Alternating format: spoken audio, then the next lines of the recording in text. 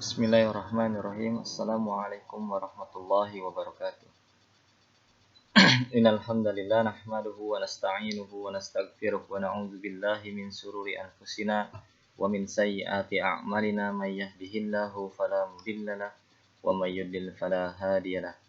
Asyhadu an la ilaha illallah wahdahu la syarika lah wa asyhadu anna Muhammadan abduhu wa rasuluhu la nabiyya ba'dah. Allahumma shalli ala Muhammad wa ala alihi wa ashabihi wa man tabi'ahum bi ihsanin ila yaumiddin. Amma ba'd. Qala Allah Ta'ala fi kitabihil karim fi surati Taubah, a'udzu billahi minasyaitonir rajim. Innamas shadaqatu lil fuqara'i wal masakin wal 'amilina 'alaiha wal mu'allafati qulubuhum wa fir riqab wal gharimina wa fi sabilillahi wa ibnis sabil faridatan minallah wallahu alimun hakim. Wa qala aidan khudz min amwalihim shadaqatun tutahhiruhum wa tuzakkihim biha wa shalli 'alaihim inna salataka sakanun lahum wallahu sami'un alim. Shadaqallahul azim. Allahumma sholli ala Muhammad. Di dalam surat Taubah ini ada dua ayat penting yang dijadikan landasan dari apa yang disebut sebagai zakat.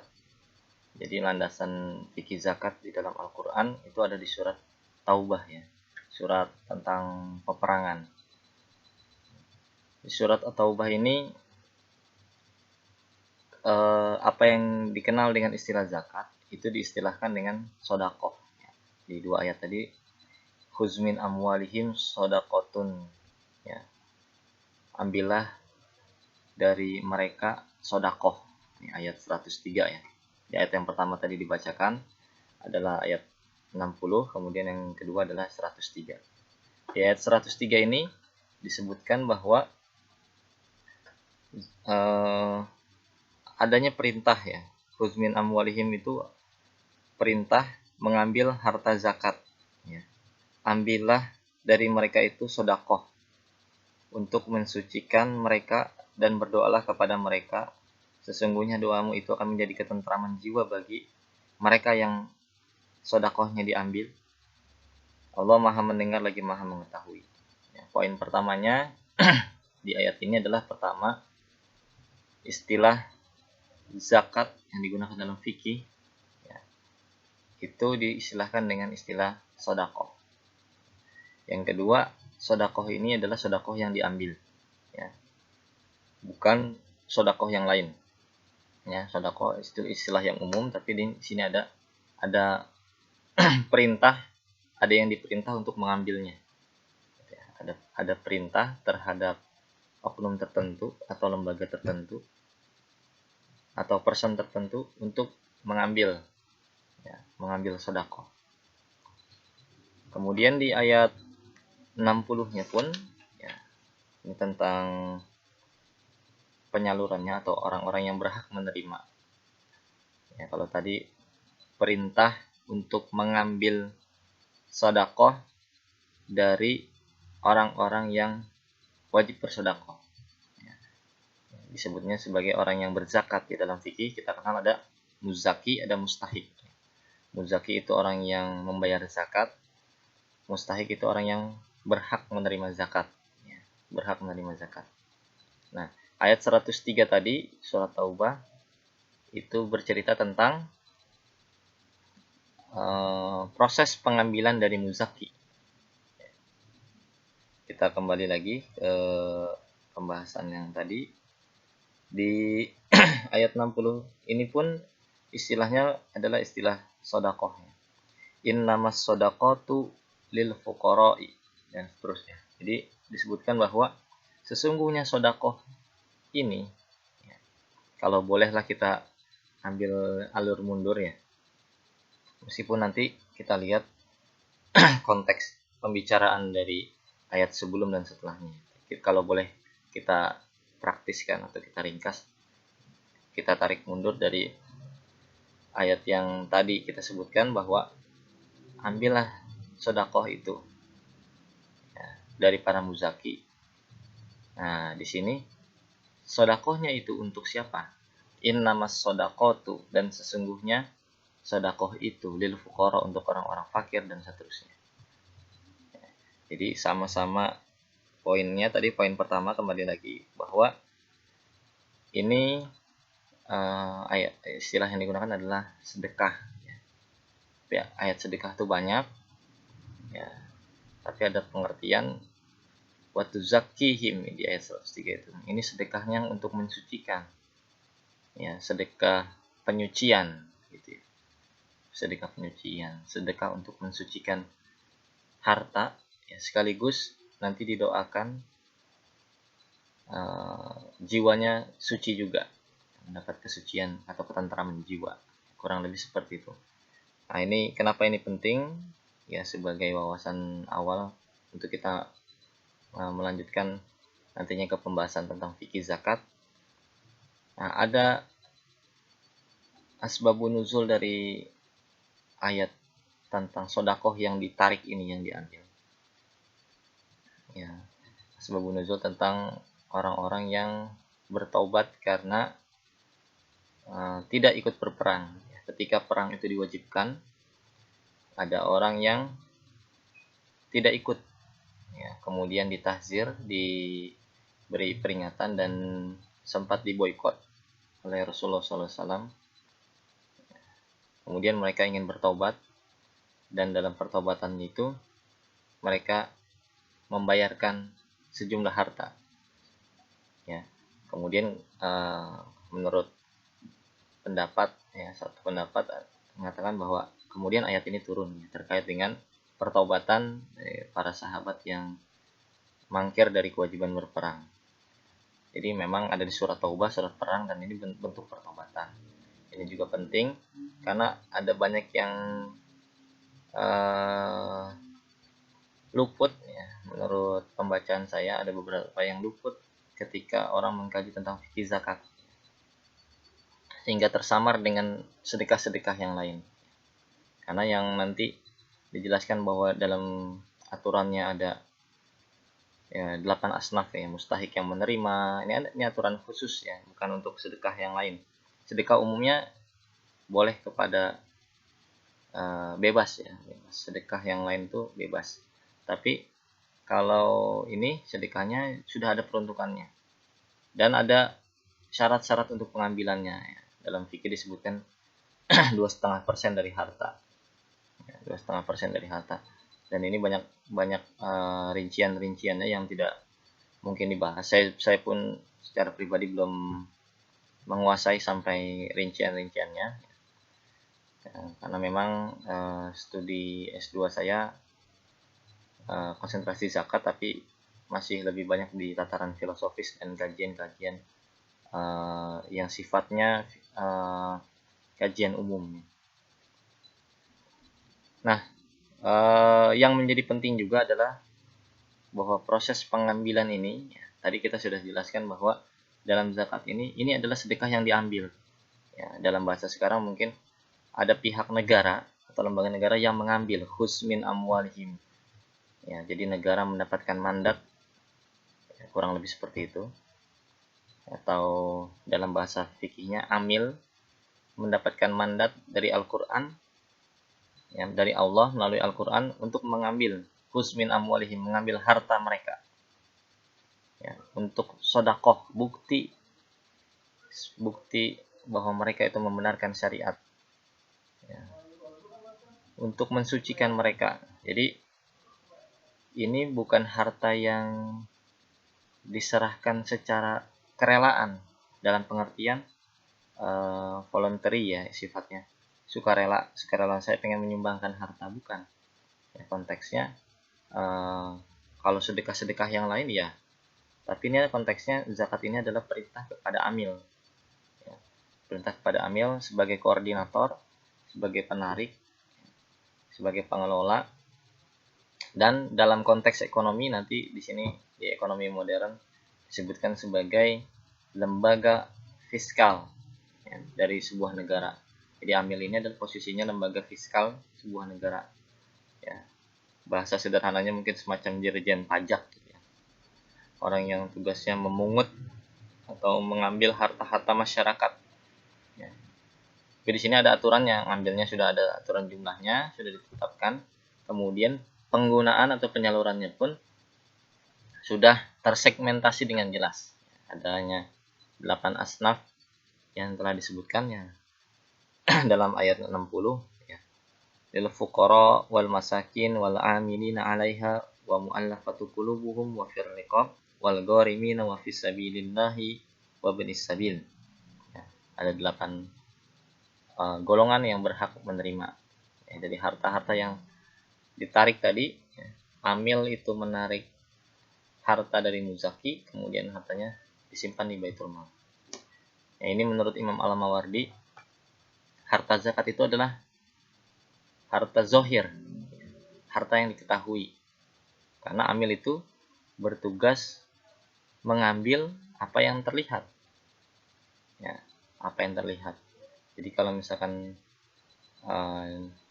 ada kambing di peternakan, jumlahnya sekian, nanti ditarik, diambil sejumlah sekian. Misalkan ada 10, diambil 1 sebagai zakat, ditarik oleh pemerintahan, oleh amil sebagai zakat, ya, dengan syarat dan ketentuan yang berlaku ya dalam syariat Islam. Jadi yang catatan kita adalah ini adalah harta zohir, artinya harta yang disembunyikan itu tidak mungkin bisa ditarik kecuali dinyatakan oleh pemiliknya. Jadi kalau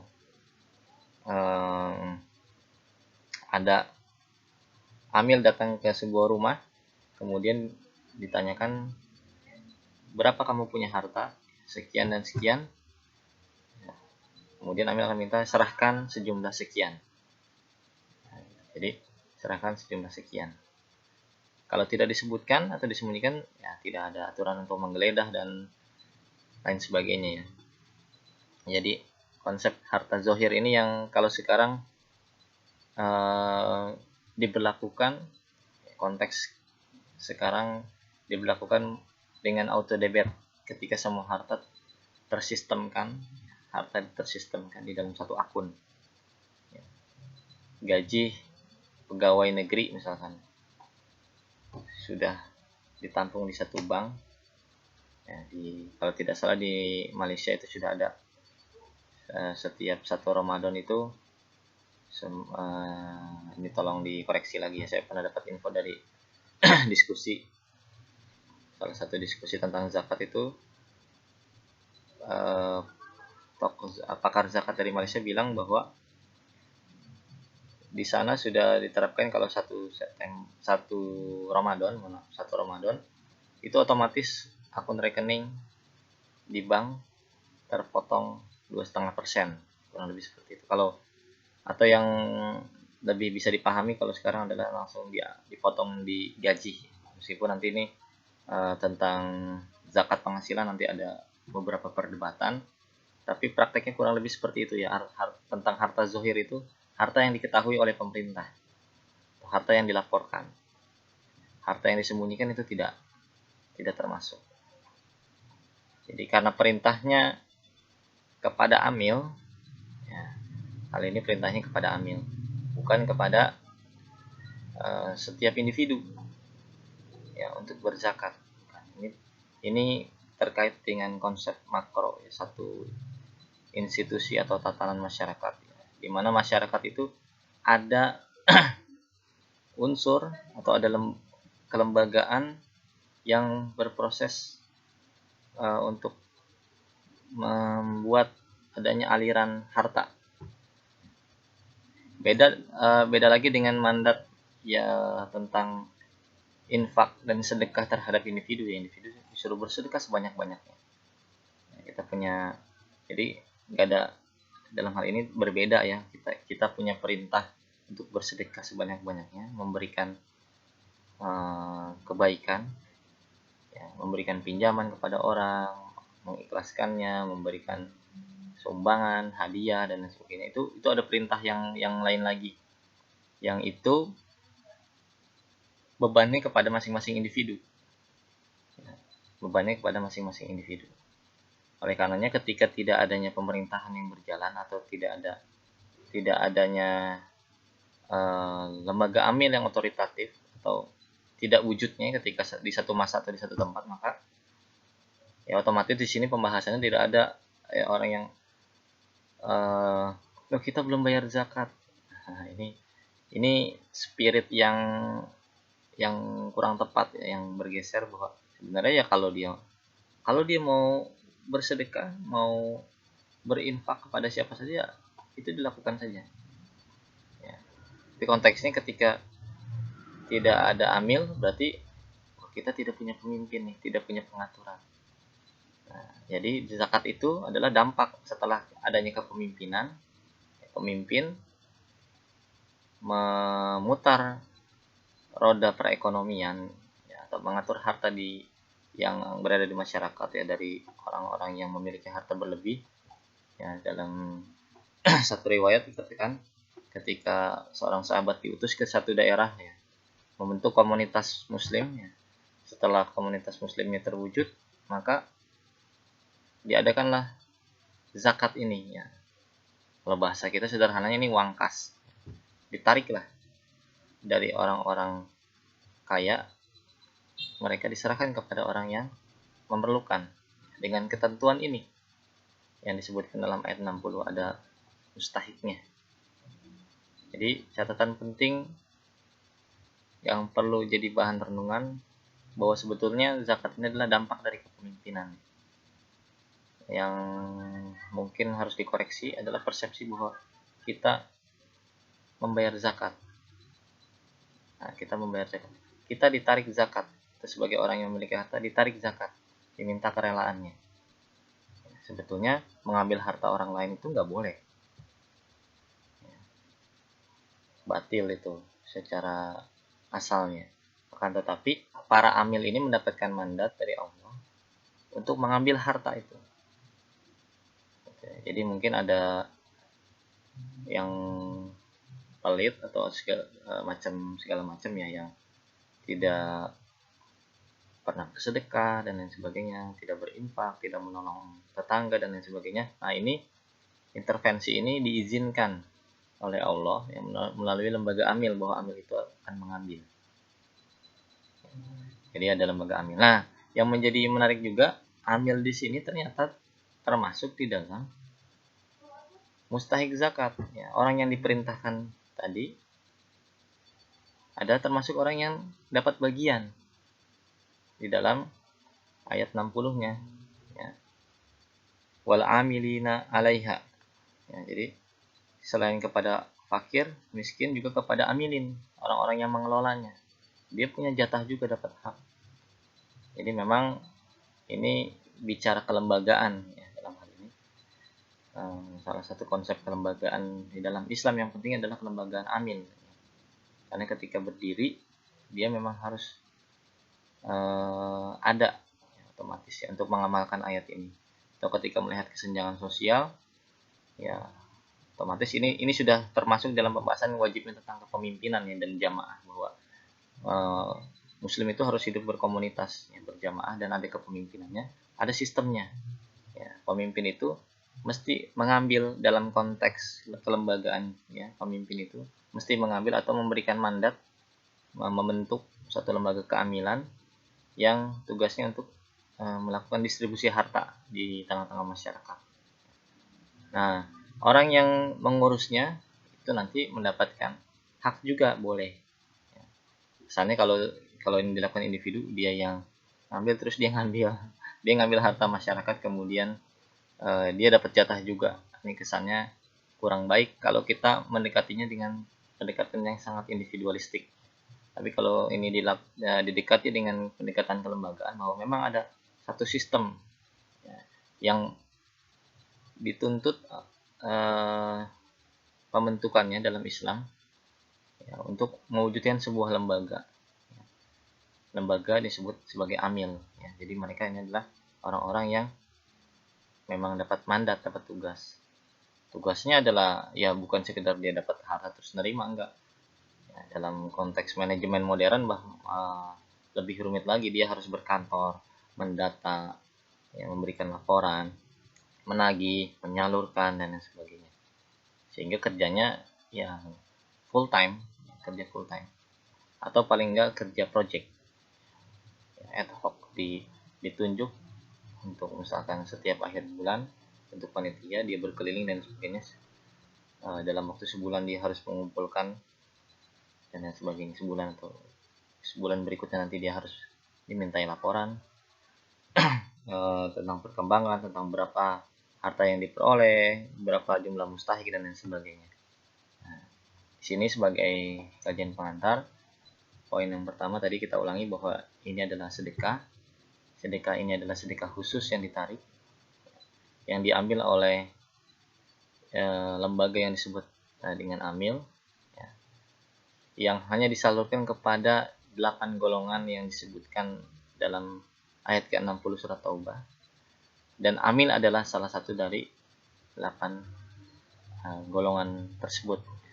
Ini sebagai pengantar, soalnya nanti kita sambung dengan seri berikutnya dari pembahasan tentang fikih zakat ini, dan nanti kita lihat posisinya bahwa ini betul-betul sebagai sistem dan lembaga, karena nanti dalam bahasa kekinian bahasanya adalah ini lembaga fiskal yang diwajibkan, ya, mandatory, bukan filantropi, bukan voluntary, tapi mandatory, ya, yang diwajibkan dalam sistem Islam atau dituntut keberadaannya, dan merupakan konsekuensi dari konsep kepemimpinan.